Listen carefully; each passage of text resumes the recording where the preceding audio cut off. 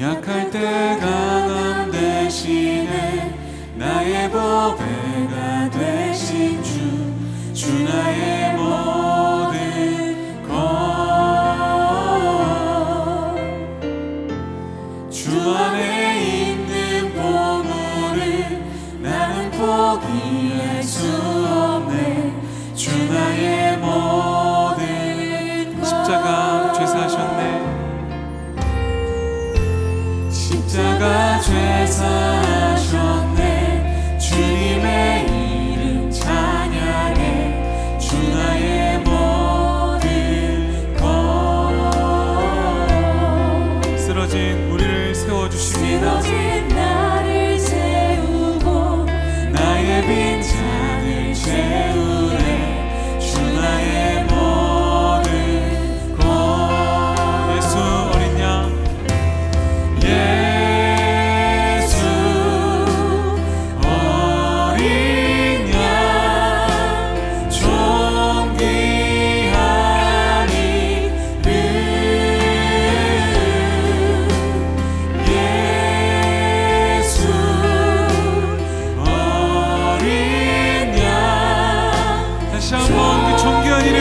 예수 그리스도 이름을 찬양합니다.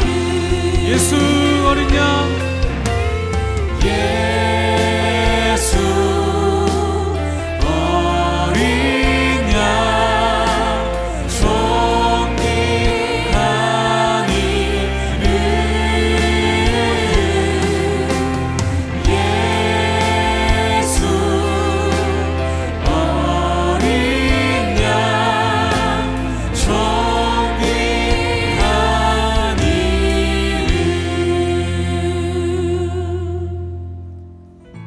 존귀한 이름, 우리를 구원하실 이름 앞에 우리가 기도하는 마음으로 우리의 마음을 다해 구원의 은혜를 고백하며 찬양하며 나아가기 원합니다. 슬픈 마음 있는 자, 몸과 영혼 병든 자, 누구든지 부르시오. 예수 이름 부르시오. 그 이름을 믿는 자, 그 이름을 부르는 자, 그가 어떤 사람이든 그는 구원 얻으리. 은과 금 내게 없으나 은과 금 내게 없으나 나 가진 건 너에게 주니 능력의 이름 예수라. 그 이름을 붙드시오. 그 이름을 믿는 자, 그 이름을 외치는 자, 그가 어떤 사람이든 그는 주의 영광 보리라.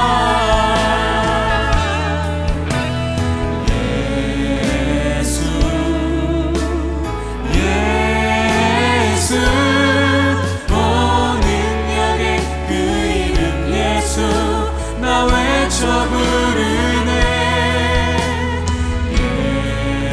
예수 예수 오 구원의 그 이름 예수. 다시 한번 선포합시다. 예수 예수 예수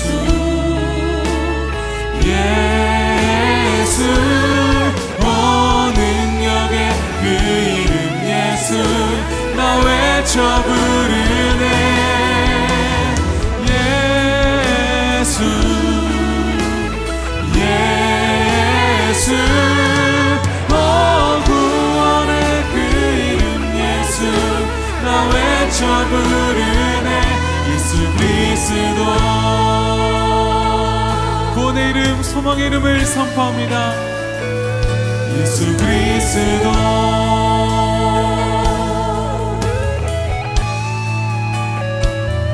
예수 그리스도.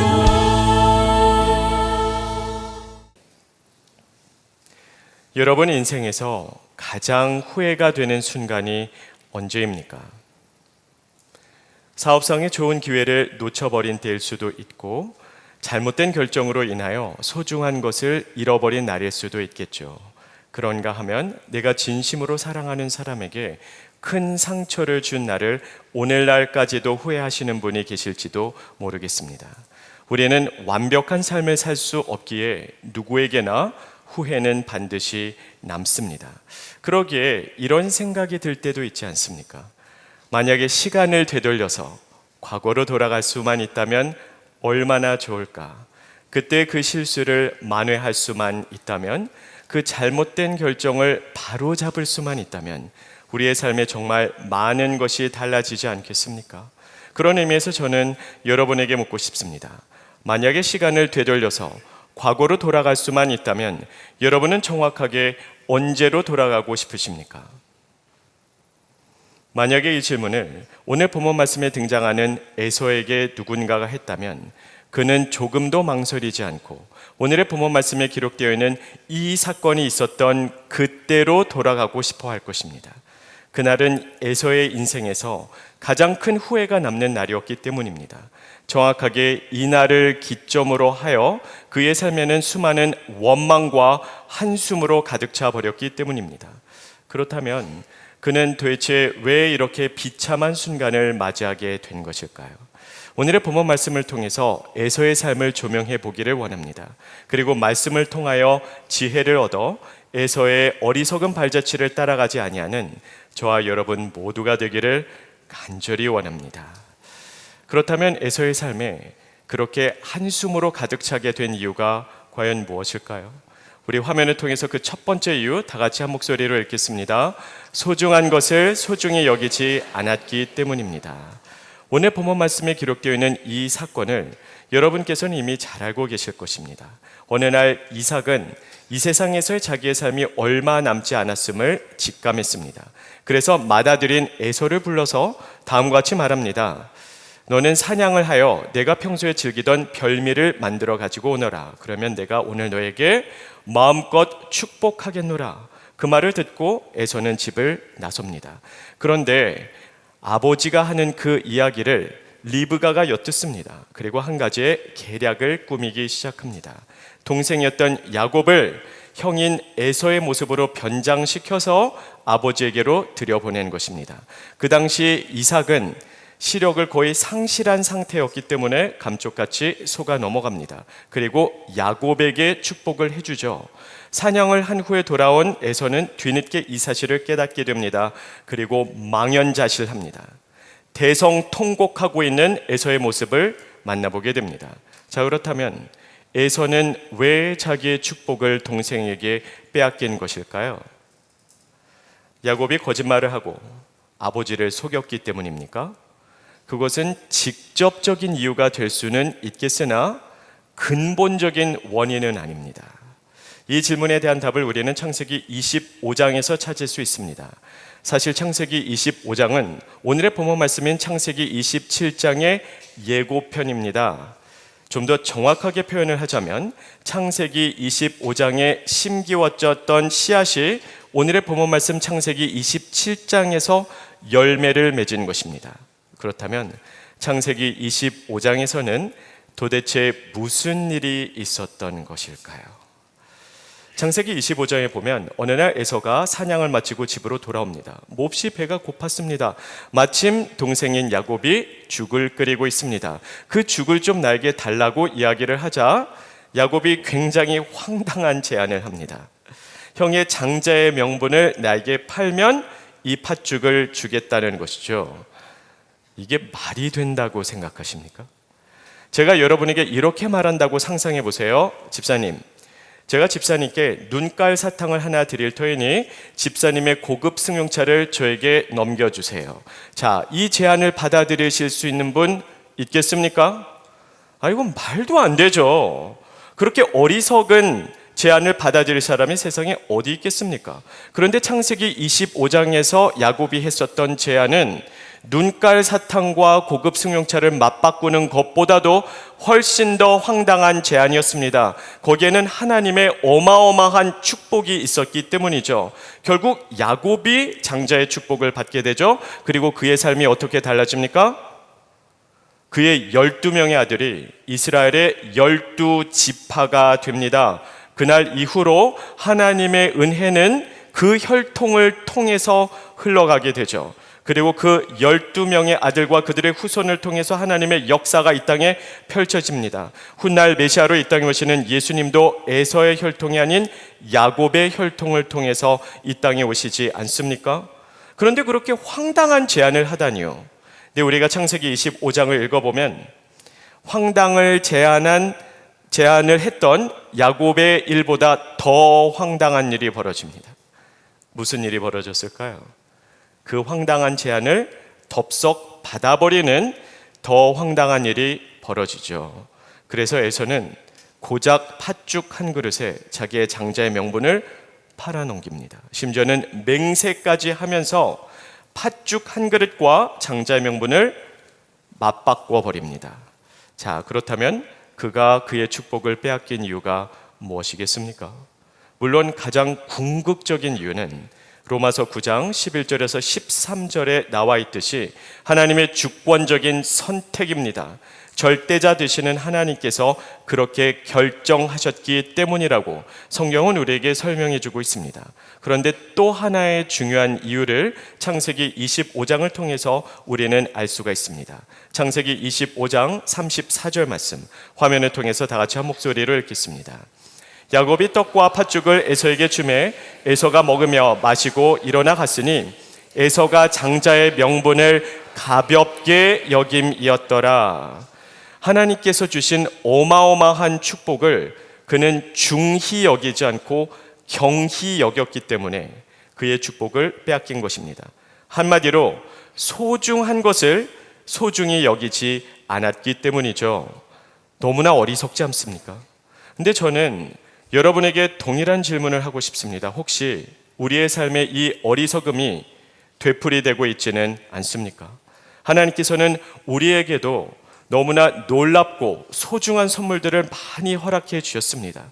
우리의 호흡, 우리의 인생, 우리의 시간, 우리의 가족, 우리의 건강 다 하나님께서 주신 소중한 축복입니다.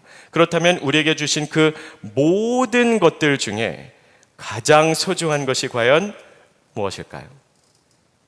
무엇이라고 생각하십니까? 우리의 삶에 가장 소중한 것은 바로 하나님과의 관계입니다. 하나님과의 관계 안에 모든 축복이 담겨 있기 때문입니다. 하나님과의 관계 안에 참된 생명이, 참된 행복이, 참된 기쁨이, 참된 평강이, 참된 자유가, 참된 만족이, 그리고 참된 구원이 있습니다. 그래서 성경은 하나님과 단절된 것을 사망이라고 합니다. 그리고 하나님과의 관계가 회복되는 것을 구원 또는 생명이라고 합니다. 하나님과 단절되어 있던 우리를 살리시기 위해서 하나님께서는 어떤 대가를 치르셨습니까? 하나밖에 없는 독생자 예수님을 이 땅에 보내셨습니다. 예수님께서는 우리를 위하여 그리고 저와 여러분을 대신하여 십자가에서 목숨을 내려놓으셨습니다. 하나밖에 없는 아들의 목숨값을 지불하고 하나님께서는 우리를 살리사 하나님과의 관계를 회복시키셨습니다. 자, 하나님과의 관계가 회복되었으므로 이제는 우리가 새 생명을 누리면서 살아가고 있습니다. 그러므로 하나님과의 관계보다 더 중요한 것은 우리의 삶에 없습니다. 그렇다면 묻고 싶습니다. 여러분은 정말 하나님과의 관계라는 소중한 것을 소중히 여기면서 살아가고 계십니까? 어떻게 확인해 볼 수 있을까요? 아주 간단합니다. 우리가 무엇인가를 소중히 여기는지 또는 하찮게 여기는지는 그것을 위해서 얼마만큼의 시간과 정성을 쏟아붓는지를 보면 확연하게 드러납니다. 그렇다면 여러분의 삶을 한번 돌아보시기를 바랍니다.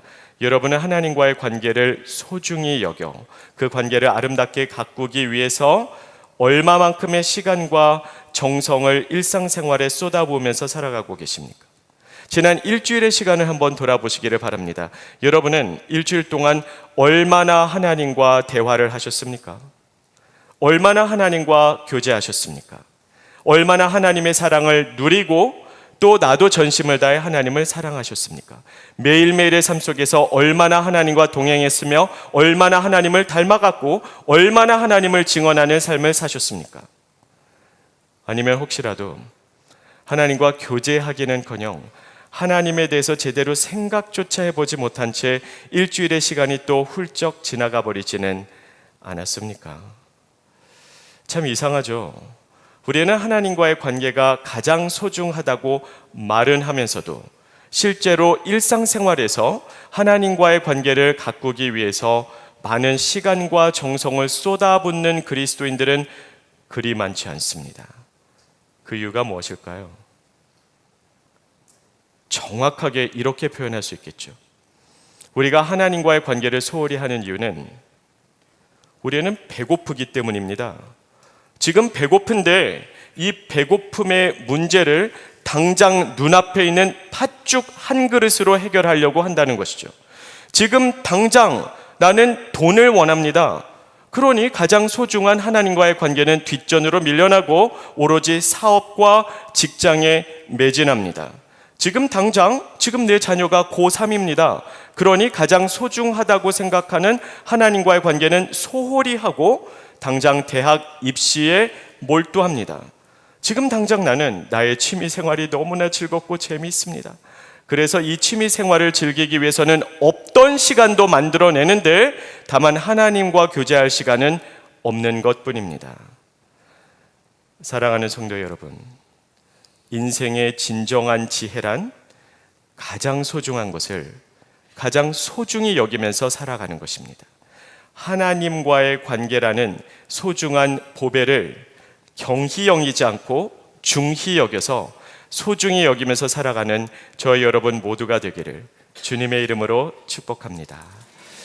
두 번째로 에서의 삶이 이렇게 한숨과 후회로 가득 차게 된 이유가 과연 무엇일까요? 그 두 번째 이유, 우리 화면을 통해서 다 같이 한 목소리로 읽겠습니다. 당연하지 않은 것을 당연하게 생각했기 때문입니다. 자, 오늘 본문 말씀에 보면 굉장히 억울해하고 있는 에서의 모습을 만나보게 됩니다. 그는 지금 분통이 터져서 분노하고 있습니다. 자기가 받아야 될 축복을 동생에게 빼앗겨 버렸기 때문이죠. 그런데 이상하지 않나요? 분명히 우리가 조금 전에 살펴본 바와 같이 창세기 25장에 보면 에서가 자원해서 자기의 장자의 명분을 팔았습니다. 심지어는 맹세까지 하면서 자발적으로 팥죽 한 그릇과 장자의 명분을 맞바꿨습니다. 그러면 이제는 장자의 명분이 동생인 야곱에게로 돌아갔으므로 야곱이 장자의 축복을 받는 것이 가장 자연스러운 일 아닌가요? 그런데 그는 도대체 왜 이렇게 억울해하고 있는 것입니까? 그 이유는 분명합니다. 그는 장자의 축복은 당연히 자기가 받았어야 된다고 생각하기 때문입니다. 저 여러분도 한번 생각해 보세요. 그냥 구두로 내가 장자의 명분을 너에게 팔게 라고 말했다고 갑자기 태어난 순서가 바뀝니까? 그냥 에서가 말로 내가 장자의 명분을 너에게 줄게 라고 했다 해서 에서가 이 땅의 맏아들로 태어났다는 그 역사적인 사실이 갑자기 하루아침에 달라지는 것은 아닙니다. 그러기에 그는 당연히 장자의 축복을 자기가 받아야 된다고 생각했던 것이죠. 다만 하나님의 생각은 달랐습니다. 하나님은 절대 주권자이시기 때문에 하나님께서는 장자의 축복을 받게 될 대상을 바꾸실 수도 있습니다. 물론 대부분의 경우에 장자의 축복은 누가 받죠? 장자가 받죠. 다만 하나님의 주권적인 선택에 의해서 달라질 수도 있다는 겁니다. 다른 말로 하자면 당연하지 않은 것을 그는 당연하게 생각했기 때문에 이를 그르쳐버린 것입니다. 우리의 삶에서도 마찬가지죠. 자, 우리가 당연히 누려야 되는 권리가 무엇입니까? 우리에게 당연한 것은 아무것도 없습니다. 다시 한번 말씀드리겠습니다. 우리에게 당연한 것은 아무것도 없습니다. 우리가 가지고 있는 것, 누리고 있는 그 모든 것이 전적인 하나님의 은혜이기 때문입니다. 여러분은 이 세상에 태어나실 때 무엇을 손에 들고 오셨습니까? 아무것도 없죠. 우리는 빈손으로 왔다가 빈손으로 갈 뿐입니다. 그러므로 지금 내가 누리고 있는 그 모든 것이 하나님께서 허락해 주신 것이요, 하나님의 은혜 가운데 우리에게 잠깐 맡겨진 권리가 아닌 특권이라는 것입니다. 하나님 감사합니다라는 책이 있습니다. 지난주에 추천 도서 중에 하나였죠. 이 책의 저자인 브래든 호프는 이 책을 통해서 우리가 범사에 감사하는 삶을 살기 위해서 반드시 스스로에게 자문해 봐야 되는 질문이 있다고 합니다. 근데 그 질문을 딱 보면 감사하지 않을 수가 없습니다. 우리가 감사하지 않을 수 없게 만드는 그 마법의 질문은 과연 무엇일까요? 우리 화면을 통해서 함께 읽겠습니다. 당신이 가질 것 중에 받지 않은 것이 무엇인가? 여러분도 한번 생각해 보세요. 내가 가지고 있는 그 모든 것 중에 내가 만들어낸 게 있나요? 전부 받은 것 아니겠습니까? 물론 이 책을 통해서 저자는 다음과 같이 이야기를 합니다. 우리가 가만히 생각을 해보면 내가 열심히 일해서, 내가 부지런히 노동해서 돈을 벌어서 나의 능력으로, 나의 노력으로 내가 산 것들이 있죠. 내가 열심히 일해서 내 집을 장만했고, 내가 직장에서 부지런히 일해서 나의 피땀으로 내가 차를 샀고, 또 내가 가지고 있는 컴퓨터, 노트북, 또 성경책 다 내가 구입한 것 아닌가요? 물론 그렇게 생각할 수도 있겠죠. 그러나 저자는 다음과 같은 질문을 던집니다. 생명의 근원이 어디서부터 왔는가?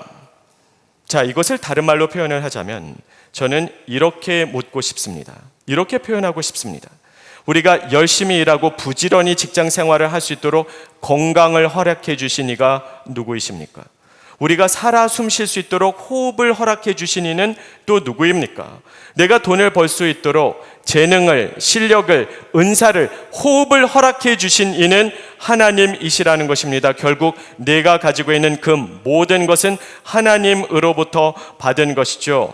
그러므로 우리의 삶에 당연한 것은 아무것도 없습니다.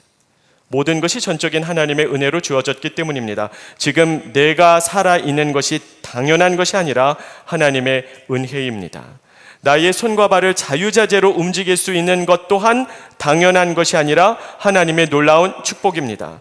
내 다리로 내가 직접 걸어 다닐 수 있다는 것은 당연한 것이 아니라 하나님의 놀라운 은총입니다. 나의 눈으로 보고, 나의 귀로 듣고, 나의 입으로 말할 수 있는 것 하나도 당연하지 않습니다. 하나님의 축복입니다. 그런데 우리는 내가 누리고 있는 모든 것이 당연하다고 생각하는 못된 습성이 있습니다. 그래서 나는 당연히 살아있어야 되고, 나는 당연히 건강해야 되며, 나에게는 당연히 집과 차와 일용할 양식이 있어야만 한다고 우리는 잘못 생각합니다. 그래서 무엇 하나라도 부족하다고 생각이 들 때면 하나님께 불평하지는 않습니까? 항상 기억하시기를 바랍니다.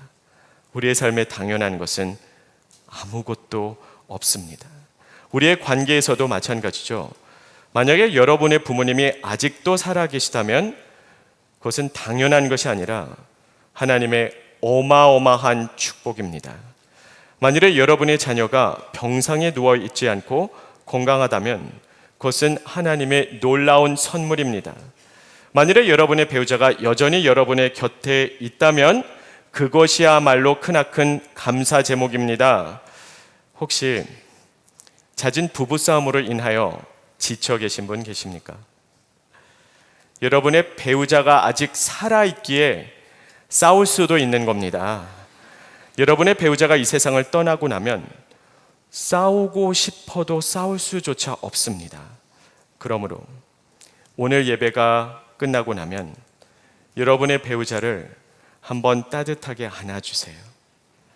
그리고 이렇게 말해주세요. 여보, 사랑해요. 여보, 나랑 결혼해줘서 고마워요. 나는 당신만 있으면 돼요. 생각만 해도 손가락이 오그라들지 않습니까? 그러나 여러분에게는 적어도 오늘은 완벽한 핑계가 있습니다. 담임 목사님이 시켜서 어쩔 수가 없어 라고 말을 하면서 한번 따뜻하게 안아주시기를 바랍니다. 배우자에 대한 고마워하는 마음을 마음속에 간직만 하지 말고 꼭 입술로 표현해 주시기를 바랍니다. 오늘 예배가 끝난 후에 여러분의 자녀를 쓰다듬어 주세요. 그리고 축복 기도해 주세요. 여러분의 자녀가 이미 장성해서 출가했다 할지라도 전화해서 부모의 권위로 축복 기도해 주시기를 바랍니다. 평소에 하지 않아서 너무 어색하다면 역시 완벽한 핑계가 있죠. 담임 목사님이 숙제를 내줘서 어쩔 수 없어 라고 말하면서 진심을 담아 사랑으로 축복 기도해 주시기를 바랍니다. 그리고 오늘 예배가 끝나면 반드시 여러분의 부모님에게 안부 전화를 드리시기를 바랍니다. 설령 여러분이 추석 연휴에 찾아뵈었다 할지라도 또 안부 전화 하십시오. 우리의 부모님들은 언제나 자녀의 목소리를 듣기를 갈망하면서 살아가시기 때문입니다. 저도 전화하겠습니다. 여러분도 안부 전화 드리시기를 바랍니다. 그리고 평소에 여러분을 위해서 희생적으로 섬겨주시는 여러분의 목자에게, 여러분의 자녀를 섬겨주시는 교사에게, 지구촌 교회를 섬기는 모든 봉사자들과 교역자들과 사역자들에게 감사의 마음을 표현해 주시기를 바랍니다. 그리고 무엇보다도 이 모든 소중한 축복을 우리에게 주신 하나님께 온 가족이 모여 앉아서 감사 기도를 드리시지 않겠습니까? 삶의 참된 지혜란 당연하지 않은 것을 감사함으로 받아 하나님을 찬양하면서 살아가는 것입니다. 범사에 감사하면서 살아가는 저와 여러분이 되기를 주님의 이름으로 축복합니다. 마지막 세 번째로, 에서의 삶이 그토록 한숨과 불평으로 가득 차게 된 이유가 과연 무엇일까요? 그 마지막 이유, 우리 화면을 통해서 다 같이 한 목소리를 읽겠습니다. 돌이킬 수 없는 것을 돌이킬 수 있다고 생각했기 때문입니다. 오늘 본문 말씀에서 에서는 아버지인 이삭에게 애원을 하죠. 나에게도 축복해 달라는 것입니다. 떼를 쓰고 있는 에서의 모습을 만나보게 됩니다. 그러자 이삭이 무엇이라고 답을 하죠? 그럴 수 없다는 겁니다. 왜냐하면 이미 축복을 주었기 때문이라고 답을 하죠. 바로 이 대목에서 우리는 고개를 갸우뚱하게 됩니다. 여러분은 이게 이해가 되세요? 아니, 설령 동생에게 축복해 주었다 할지라도 또 형에게 축복해 주면 안 됩니까? 그게 왜 그렇게 힘든 일입니까? 그러나 장자의 축복은 일생에 한 번이기 때문에 그것은 번복될 수도 없고 반복될 수도 없음을 이삭은 우리에게 말해주고 있습니다. 한마디로 이야기를 하자면 돌이킬 수 없다는 것이죠.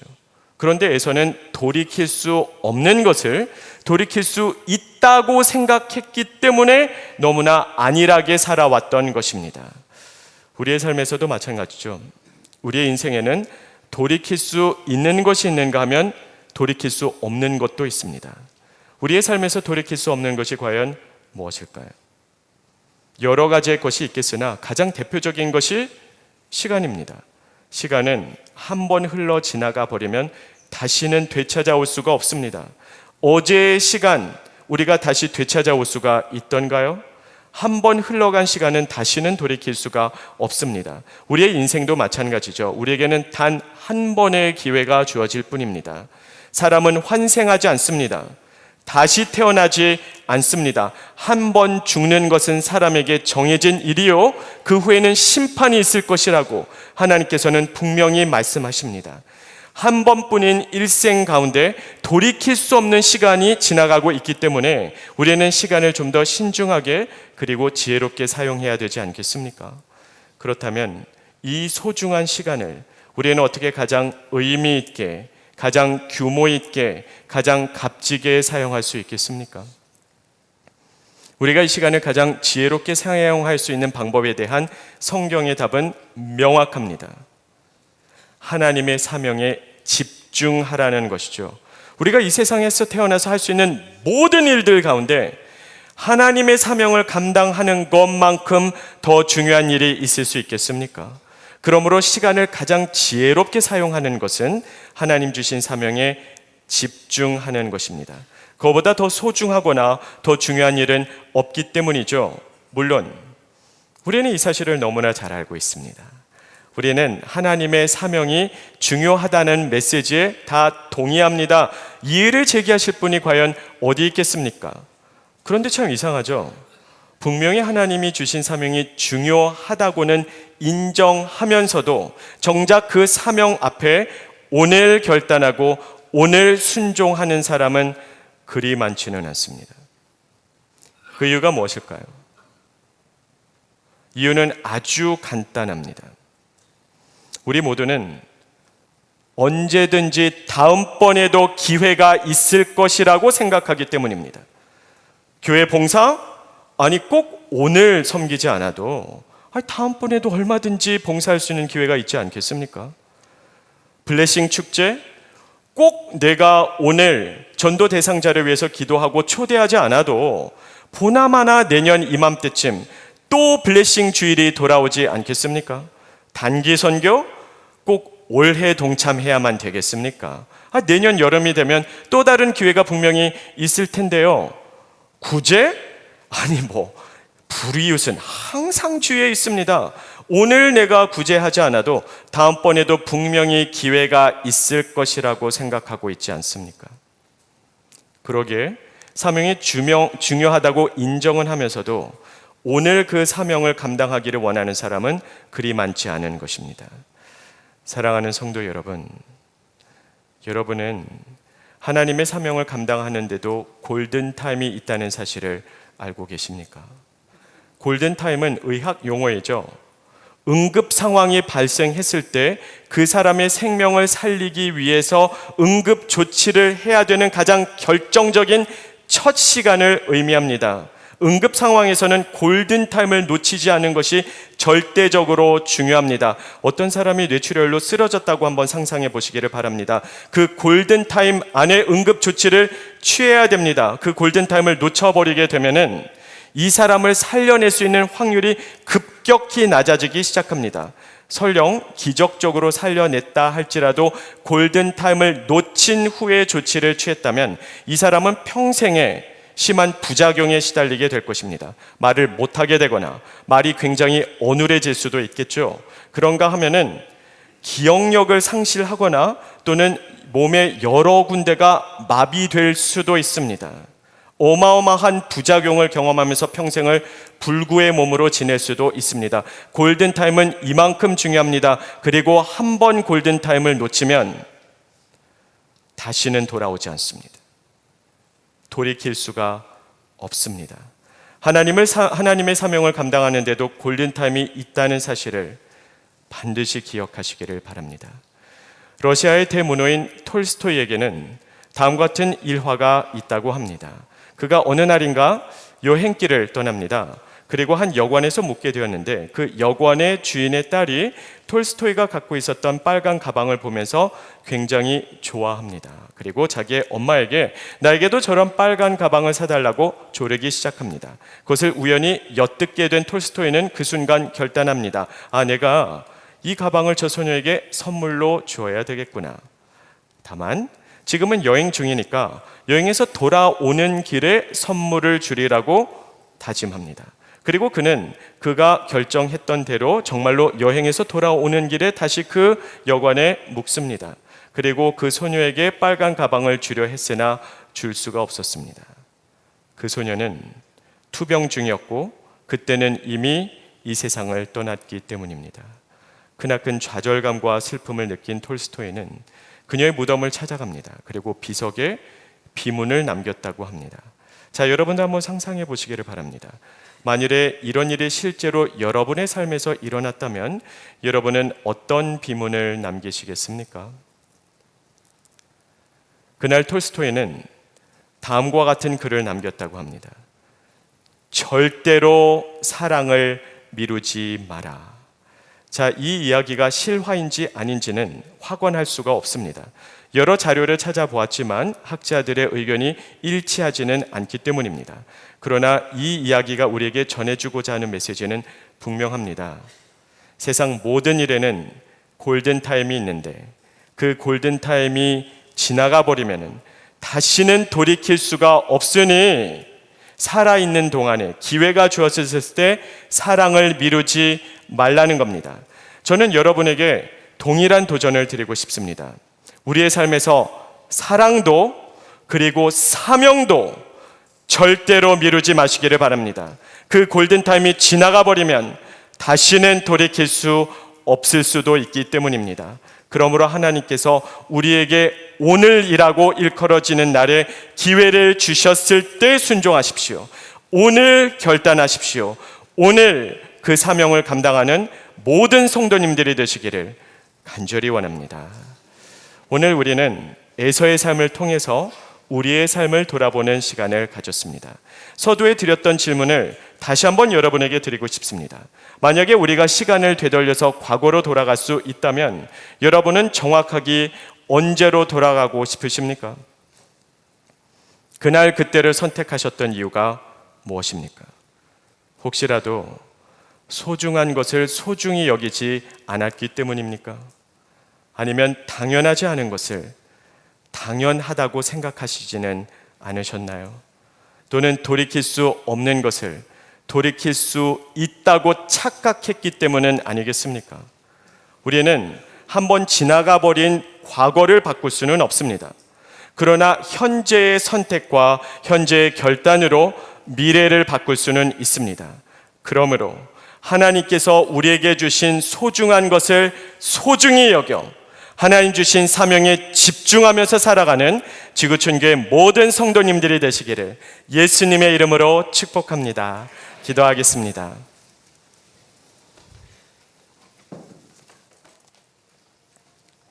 이제 결단하는 시간을 갖기를 원합니다. 여러분은 하나님의 말씀을 들으셨습니다. 오늘 무슨 결단을 하시겠습니까?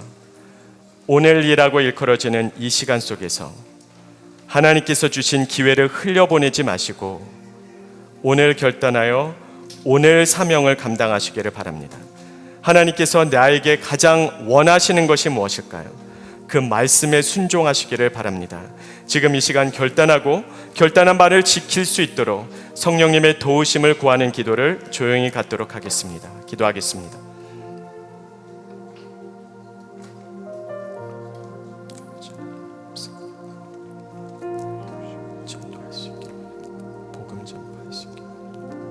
하나님의 사랑을 누리고 전파하기를 원합니다. 성령으로 충만케 하여 주시옵소서. 성령으로 충만케 하옵소서. 성령으로 지금 이 자리에 역사하여 주시옵소서. 살아계신 아버지 하나님, 오늘도 우리의 삶에 은혜로 채워주시며 우리에게 귀한 사명을 맡겨주시니 감사합니다. 이 귀한 기회를 흘려보내지 말고 오늘 결단하여 하나님께서 우리에게 원하시는 바를 실천으로 옮기는 지혜로운 삶을 살아가게 하여 주시옵소서. 감사히 예수님 이름으로 기도합니다. 아멘. 함께 자리에서 일어나셔서 이 찬양 부르시면서 주님 앞에 결단하며 나아가겠습니다. 내가 누려왔던 모든 것들이 내가 지나왔던 모든 시간이 지나왔던 모든 시간이 내가 걸어왔던 모든 순간이 내가 걸어왔던 모든 순간이 당연한 것 아니라 은혜였소. 아침 해가 뜨고 아침 해가 뜨고 저녁에 노을 봄의 꽃향기와 가을의 열매 변하는 계절의 모든 순간이 당연한 것 아니라 당연한 것 아니라 은혜였소.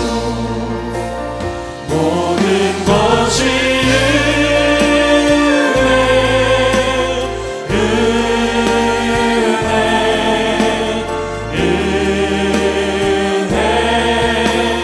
한없는 은혜 내 삶에 당연한 것 하나도 없었던 것을 모든 것이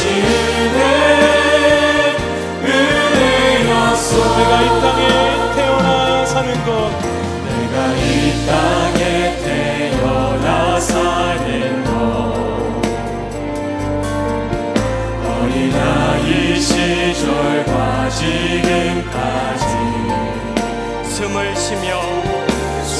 쉬며 살며 금을 푸는 삶 당연한 것 아니라 당연한 것 아니라 은혜였소.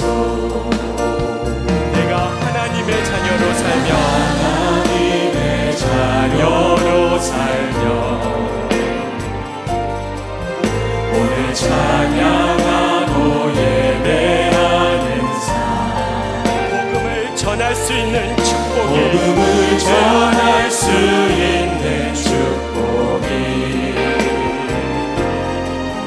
당연한 것 아니라 은혜였소. 모든 것이 은혜 모든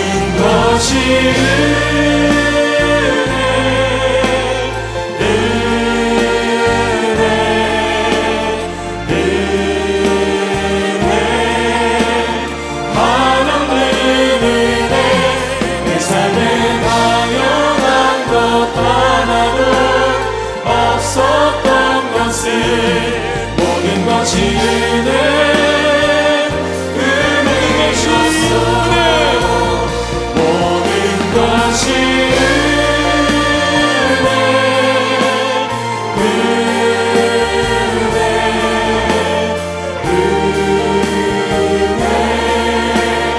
한없는 은혜 내 삶에 당연한 것 하나도 없었던 것을 모든 것이